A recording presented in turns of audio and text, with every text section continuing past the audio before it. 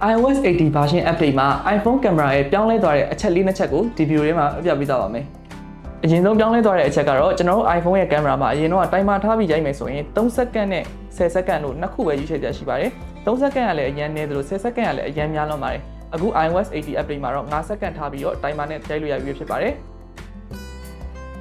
နောက်ထပ်ပြောင်းလဲသွားတဲ့အချက်တစ်ခုရှိပါသေးတယ်။အဲ့ဒီအချက်လေးကတော့ကျွန်တော် video ရိုက်မယ်ဆိုရင်အရင်တော့ pause လို့မရပါဘူး။ဥပမာအနေနဲ့ကျွန်တော်ပြပါမယ်။ video တစ်ခုရိုက်လိုက်ပါပြီ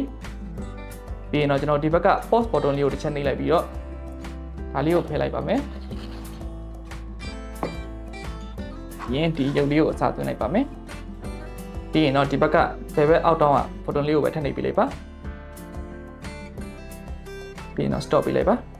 ဒါဆိုရင်တော့ကျွန်တော် video လေးကိုပြန်ကြည့်တဲ့အချိန်မှာဒီလိုမျိုးဗီဒီယိုတစ်ပုတ်ထဲမှာပဲကတ်တွေကိုခွဲပြီးအများကြီးရိုက်လို့ရပြီဖြစ်ပါတယ်ဒီလောက်ဆိုရင်တော့အစီအမံလို့မျှော်လင့်ပါတယ်ကျွန်တော်နောက်ထပ်ဗီဒီယိုတွေမှာပြန်တွေ့ကြပါမယ်